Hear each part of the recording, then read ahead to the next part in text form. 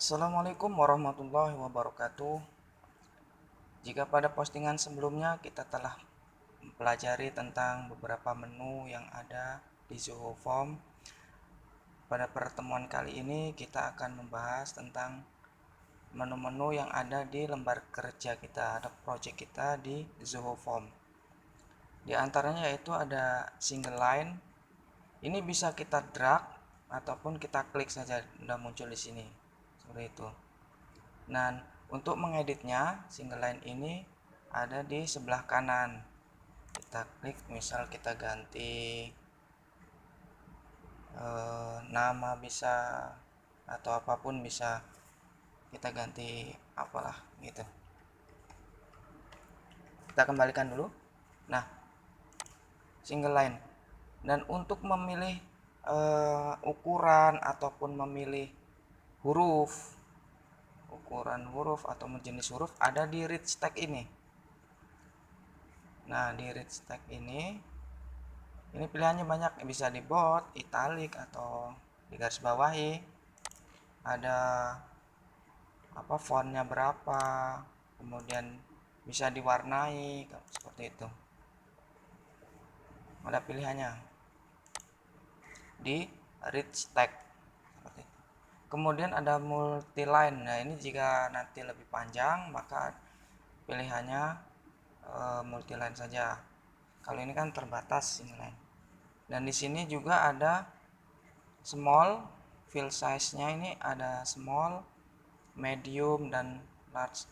Ini yang panjang ya. Kita perhatikan perubahannya. Nah, ini yang medium. Untuk yang panjang, nah lebih panjang. Seperti itu aja sih, mudah. Kemudian untuk instruksinya ini contohnya apalah. Nah, itu ada di bawahnya. Jadi maksud saya ini terserah teman-teman semuanya mau menggunakan yang mana seperti itu. Ini untuk single line, ini seperti esai. Gitu. Single line. Kalau multi line sama, cuman dia lebih banyak. Untuk number, nah kalau untuk number sendiri ini isinya hanya angka, tidak bisa ditambah dengan huruf. Contoh, misal di sini di number ini kita ganti umur atau usia, umur aja lah, umur. Kemudian di sini instruksinya nggak usah, kita kasih small aja sedikit seperti itu. Jadi ini hanya bisa angka, tidak bisa diganti ditambahin dengan huruf. Jadi cukup di umur 30, 20 atau berapa gitu. Itu umur. Untuk selanjutnya yaitu ada desimal.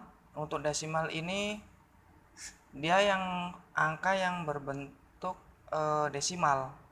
Kalau umur itu hanya bulat, kalau ini desimal ya desimal. Dan di sini contohnya itu kan desimalnya 2 angka di belakang koma, karena di sini di pengaturannya itu adalah 2 angka di belakang koma.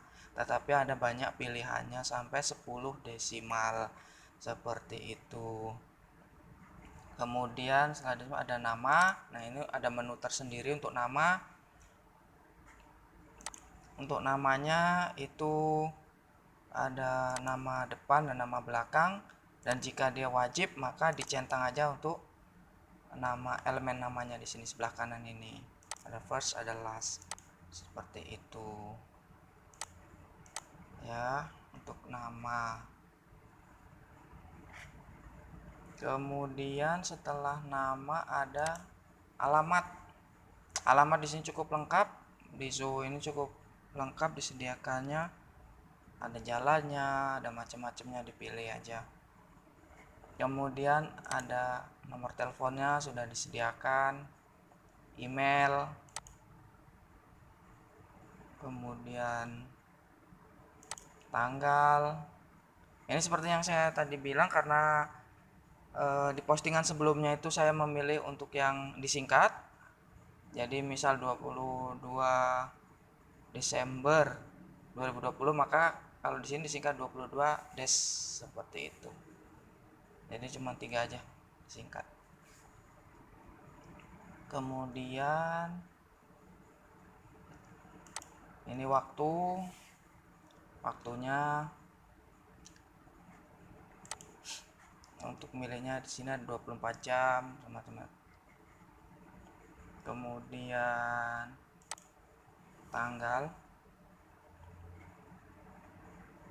Nah, ini sekaligus pilihannya seperti itu. Nanti diaturnya di sini startnya jam berapa, range-nya, itu batasan. Decision box.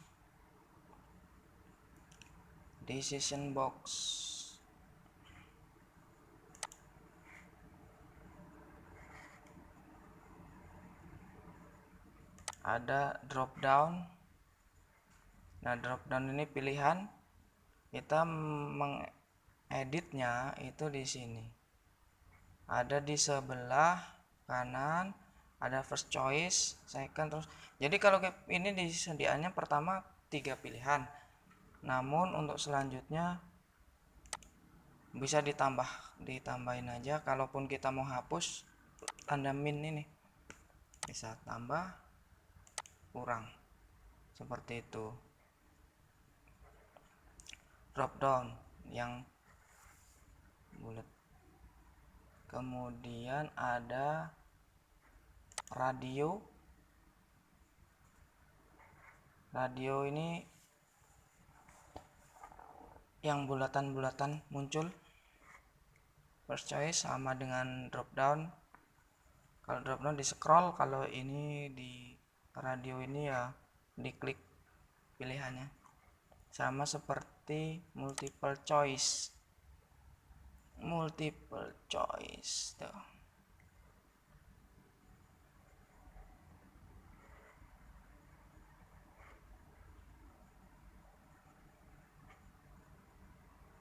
Kalau multiple choice ini dicentang, cuman centangannya bisa semua. Jadi kita untuk user ataupun respondennya nanti kalaupun mau centang semuanya juga bisa. Tapi kalau untuk yang radio ini, radio itu tidak bisa. Kalau radio diklik salah satu, ketika dipindah ke pilihan yang lain maka ya yang sebelumnya itu pilihan sebelumnya terhapus kalau radio. Ada checkbox.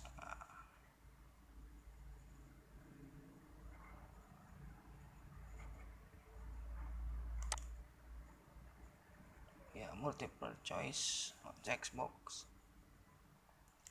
Ada pilihan websitenya,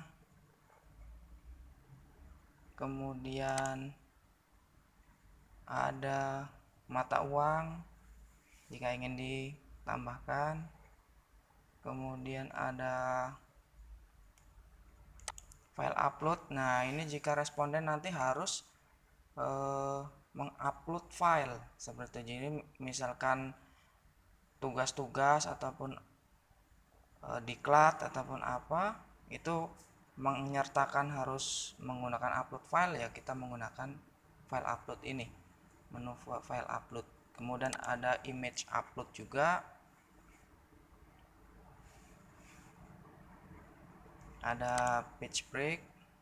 Nah, page break ini untuk halaman selanjutnya. Jadi misalkan kita project kita itu banyak, kita mau berapa halaman seperti itu, nah kita menggunakan page break ini. Ada section juga, slider ini untuk yang slide, kemudian description, bisa menggunakan description juga. Kalau saya biasanya menggunakan descriptionnya ini sebagai subjudul biasanya. Kalau judul saya menggunakan yang awalan, yang tadi contohnya kalau judul itu uji coba itu, kemudian saya deskripsinya ini saya gunakan sebagai subjudul. Jadi dengan adanya menu description ini lebih memudahkan kita untuk menambahkan apa yang tidak bisa seperti itu. Jadi nanti kita setting aja, kita pilih description, kita tulis misal judul A judulnya ini, kemudian nomor A1 nya judulnya ini. Nah, saya menggunakan description seperti itu.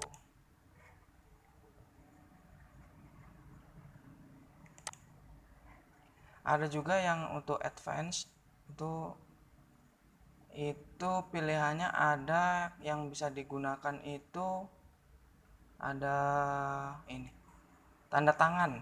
Nah, jadi di Zoo ini disertakan tanda tangan.